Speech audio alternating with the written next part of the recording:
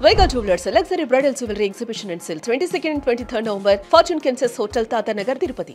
నేను ఇప్పుడే వచ్చేటప్పుడు సముద్రకని గారు ఇంటర్వ్యూ చేసి వచ్చాను.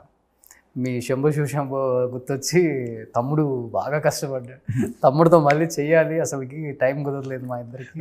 నాకు బాగా ఇష్టం అండి తను. నన్ను వచ్చి తంగతంబి, చెల్లతంబి అంటాడు, చెల్లతంబి అని పిలుస్తుంటాడు నన్ను. సో ఆయనతో 2 సినిమాలు చేశానండి. శంభు శివశంభు చేశాను, తమిళ్లో పోరాలి అని నన్ను నేను శశి కుమార్ గారు చేశాను, తెలుగులో సంఘర్షణ కూడా రిలీజ్ చేసాం ఆ సినిమా. సో 2 సినిమాలు ఆయన డైరెక్షన్లో చేసాం. And very good person and very good human being. స్పిరిచువల్గా ఎక్కువ అంటే ఆయనతో మాట్లాడుతుంటే వెరీ పాజిటివ్గా ఉంటుంది. అంటే లైఫ్లో మనకి ఏదన్నా అంత డిప్రెషన్లో ఉన్నా ఆయన దగ్గరికి వెళ్ళి కూర్చొని మాట్లాడుతుంటే ఆయన చెప్పి దానికి విల్ గెట్ మోటివేటెడ్. అవును, కానీ ఉందా మీకు లైఫ్లో డిప్రెషన్ అనే మాట?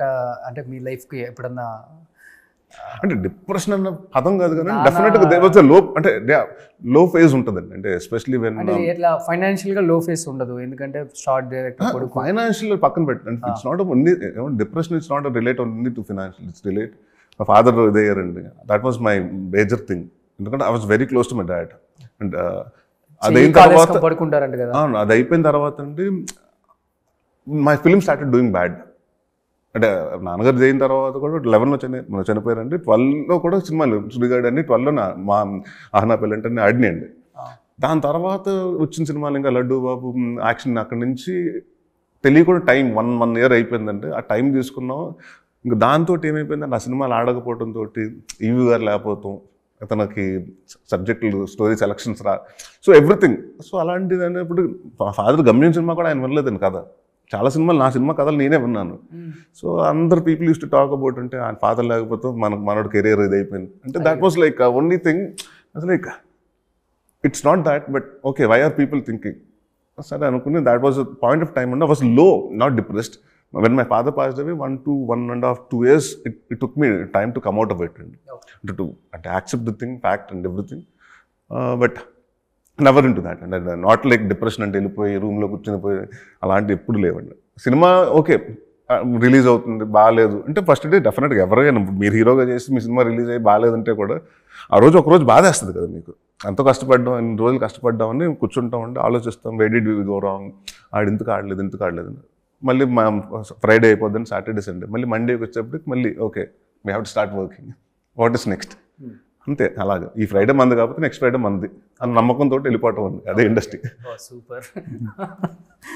సో ఏ హీరోకైనా కానీ మనకంటూ ఒక స్టార్ హీరో ఇన్స్పిరేషన్ లేకపోతే ఫ్యాన్ బై మూమెంట్ డెఫినెట్గా ఉంటుంది కదా. నా ఈ సినిమా ప్రివ్యూ ఈ హీరోకి చూపిస్తే బాగుంటుంది, సెంటిమెంట్గా ఫీల్ అవుతాను, లేకపోతే టైం ఇస్తే బాగుండదు, చూపిద్దాం అనుకుంటా డెఫినెట్గా. నేను చెప్తున్నాను కదా, మా ఫాదరు చాలా మంది ఆల్ పెద్ద హీరోలు అందరితో చేశారు, నాకు అందరూ తెలుసు రంజీవ్ గారు కానీ. బట్ నేను ఏ రోజు ఇప్పటి వరకు ఎవరు ఆబ్లిగేషన్ అడగలేదు, ఎందుకంటే I don't like asking obligation. అంటే నా సినిమా అలా కదండి, ఎన్నిసార్లు ఇప్పుడు నా కాదండి, ఇప్పుడు నాకు మహేష్ బాబు గారు తెలుసు కాబట్టి నా సినిమా ప్రీ రిలీజ్ పిలవండి అంటే కరెక్ట్ కాదు కదండి. ఇప్పుడు ఇట్స్ నాట్ దాట్. అంటే ఆ సినిమా just because we have done a film together కాబట్టి I can take advantage of it. It has to be that way. So I think నాకు ఆబ్లిగేషన్స్ ఆర్ వాట్ ఎవర్, ఇప్పుడు ఈ అందరూ చూసి పడితే బాగుంటుందండి డెఫినెట్గా. ఇప్పుడు సినిమా బాగుందంటే అందరూ చూస్తున్నారు, ట్వీట్లు పెడతారు. సో డెఫినెట్గా దాట్ విల్ బి, అంటే వాళ్ళంతటూ చూసి పెడితే ఓకేనండి. నేను ఫోర్స్గా రండి కూర్చొని చూడండి నా కోసం బాగుందని చెప్పండి అంటే అది కరెక్ట్ కాదు కదండి. వాళ్ళు ఎనీథింగ్ అంటే ఇప్పుడు మీరు ప్రివ్యూ చేసేవండి, నా సినిమా పిలిచి మేము రోజు రా అంటే మీరు వస్తారు, వచ్చి బాగోపోయినా ఏమంటారు, ముఖస్థుతి కోసం బాగుందని వెళ్ళిపోతారు కదా. అది ఇట్స్ నాట్ దాట్ అండి. ఇప్పుడు ఉన్న వాళ్ళందరూ ఏంటంటే ఎస్పెషలీ మన తెలుగు హీరోస్కి ఏంటంటే బీట్ ఎవ్రీ వన్ అంటే మనకున్న సపోర్టివ్నెస్ అండి. బీట్ అ స్మాల్ ఫిలిం, ఏదో చిన్న సినిమా మొన్న అదండి లిటిల్ హార్ట్స్ వచ్చిందండి, మొన్న ప్రీ వెడ్డింగ్ షో వచ్చిందండి. సినిమా అందరూ ఎవ్రీవన్ ఇస్ సెలబ్రేటింగ్ కదండి. All the directors are celebrating, all the actors are celebrating, and everyone wrote positive reviews about the films and everything.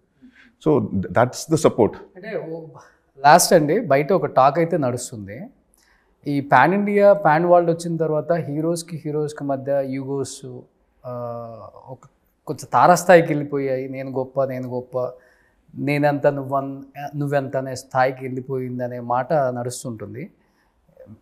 అగ్రియా madam? అదే లేదండి, everyone has their own market అండి. ఇప్పుడు నాకే problem ఉంటే ఇప్పుడు ఏమవుతుందంటే మొన్న ఏదో ఒక లాస్ట్ టైం ఒక ఇంటర్వ్యూలో మీ కథలు చెప్పాలంటే అలా అంటే నా మెయిల్ ఏదో చెప్పాను. పంపిస్తున్నాను. ఇప్పుడు ఏమవుతుందంటే రోజు నాకు ఒక అతను పంపించాడు, మనం చూస్తే 120 కోట్లు అవుతుందండి బడ్జెట్. అసలు ఫస్ట్ థింగ్ నరేష్ మీద బిజినెస్ ఎంత అవుతుంది, అంత ఎవరు ఇన్వెస్ట్ చేస్తారు? So it's not about everyone wants to make a pan India film. ఇప్పుడు it's all about how much the market, ఎంతమంది నిజంగా ప్రోడక్ట్ వర్కౌట్ అవుతుందా దాని మీద ఉంటుంది కదండి. ఇక్కడ మనకి బేసిక్గా కొంత లెక్కలు ఉంటాయండి. నాకు 10 కోట్ల నుంచి 12 కోట్ల మార్కెట్ ఉందంటే దాంట్లోనే సినిమా తీయాలి కానీ నేను 120 కోట్లు పెట్టి సినిమా తీయను, 30 కోట్లు పెట్టి సినిమా నేను చేయను, ఇంక్లూడింగ్ ఈ ప్రొడక్షన్ చేసిన నేను చేయను. So I think every one నా ఇందాక చెప్పాను కదా, బార్డర్స్ క్రాస్ అయిపోయింది. నా బాహుబలి కానివ్వండి, RRR కానివ్వండి, పుష్ప కానివ్వండి, నా థింగ్స్ ఆఫ్ క్రాస్డ్ కాబట్టి అండి ఇట్స్ డూయింగ్ గుడ్ అండి. అండ్ నా every one it's not only Telugu release అండి, ఇట్స్ ఇంపార్టెంట్. అదే రోజు హిందీ, మలయాళం, కన్నడ, తమిళ్ అన్ని భాషలో రిలీజ్ చేస్తున్నారు. మన బండ్ల గణేష్ గారు కూడా కామెంట్ చేశారు కదా, ఒక సినిమా హిట్ అవ్వగానే పోల్ షర్ట్ వేసుకొని, లూజ్ ప్యాంట్ వేసుకొని, షూ వేసుకొని, గాగుల్స్ పెట్టి ఊహా అని వచ్చేస్తుంటారు. రాజమౌళిని తెస్తావా, లేకపోతే లోకేష్ కనకరాజుని తెస్తావా, అనిల్ రావిపూడిని తెస్తావా అంటుంటారు అని చెప్పి ఆయన పర్సెప్షన్. ఇండస్ట్రీ వాళ్ళే అలా మాట్లాడుతున్నప్పుడు బయట వాళ్ళు ఇంకా ఎక్కువ కూడా ఆలోచిస్తారు కదా అనేది. అదేనండి, అందరికి ఒక్కొక్క ఒపీనియన్ ఉంటుందండి ఇండస్ట్రీ మీద. నాకు ఒక ఒపీనియన్ ఉంది, ఆయనకు ఒక ఒపీనియన్ ఉంది. I think every one wants to prove there self గానండి. నో వన్ ఇస్ లైక్ నేను ఎక్కువ తీసుకుంటాను, నా సినిమా అంతా కలెక్ట్ చేస్తున్నాను కాదండి. Every one wants to become, అంటే నా సినిమా అంతా కలెక్ట్ చేయాలి, నా సినిమా అంతా ఆడాలని కోరుకోవడం తప్పలేదు కదండి. ఇప్పుడు 100 కోట్లు చేస్తే 200 కోట్లు చేయాలనుకుంటే తప్పలేదండి. ఏ హీరో 200 చేసినప్పుడు 300 పెరుగుతూనే ఉంటుంది కదండి. మనిషి ఆశ ఎప్పుడు ఆగదు కదండి ఎక్కడ. సో మన మార్కెట్ అలా ఎంత పెంచుకుందాం అనుకున్నప్పుడు వైబుల్గా ఉన్న వాళ్ళకి వర్కౌట్ అవుతుందండి. ఓకే. లాస్ట్ ఇంటర్వ్యూస్లో చాలా మందికి చెప్పారు నెక్స్ట్ సినిమా నుంచి రెమ్యునరేషన్ పెంచాలి నేను కూడా కానీ. నేను అది ఒక I think that's one advantage and I don't really, అంటే మనకి when you know the market value of, అంటే మన సినిమాకి ఎంత అవుతుంది ఇదంటే మన వాల్యూ మనకు తెలిసిపోతుందండి. And I was always like remuneration వల్ల ఇప్పుడు వరకు ఎక్కువ పెంచేసాను లేకపోతే అండ్ ఇప్పుడు లేదండి. సో ఫ్లెక్సిబుల్ అండి. ఇప్పుడు ప్రొడ్యూసర్ బాగుంటేనే కదండి మనం బాగుంటాం, ఎగ్జిబిటర్స్ బాగుండాలి, ప్రొడ్యూసర్ బాగుండాలి. ఇప్పుడు మా శ్రీనివాస్ గారు ఉన్నారు, ఈ సినిమా ఆడితే ఇంకో 4 సినిమాలు చేస్తారు, దాంట్లో నేనే ఉంటాను అవసరం లేదండి. వేరే హీరో ఉండొచ్చు, వేరే డైరెక్టర్స్ ఉండొచ్చు, కొత్త వాళ్ళు అవ్వచ్చు. సో ఇప్పుడు ఆయన బాగుంటే ఆయన దగ్గర ఇప్పుడు సినిమాకి ఒక 4 సినిమాలు అంటే 400 మంది టెక్నీషియన్స్ పని చేస్తుంటారు. ఎవ్రీవన్ వాళ్ళకి డబ్బులు వస్తాయి కదండి. మన ప్రొడ్యూసర్ బాగుంటే ఎవ్రీవన్ డైరెక్టర్స్ యాక్టర్ మీరైతే ప్రొడ్యూసర్ అండ్ డైరెక్టర్స్ అంతే. ప్రొడక్షన్ నుంచి వచ్చాను కాబట్టి ప్రొడక్షన్ గురించి ఎక్కువ ఆలోచిస్తున్నాను. డెఫినెట్గా. సుమన్ టీవీలో మీ పర్సనల్ అండ్ బిజినెస్ ప్రమోషన్స్ కోసం కింది నెంబర్కి కాంటాక్ట్ చేయండి.